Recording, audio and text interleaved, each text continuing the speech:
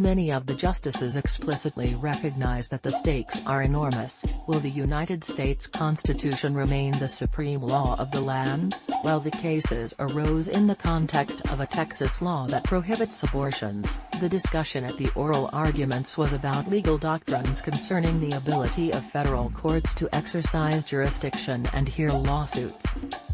The Texas statute, SB 8, prohibits abortion after a fetal cardiac activity can be detected, about 6 weeks after a woman's last menstrual period.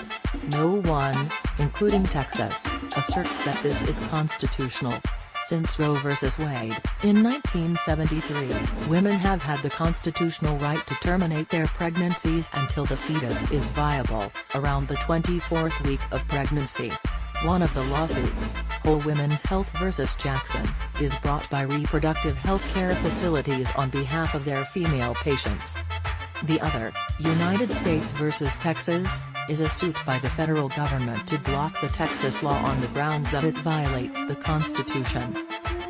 The Solicitor General of Texas, Judd Stone II, argued to the justices that no Texas state officials can be sued to have the law declared unconstitutional or enjoined because they play no role in enforcing the law.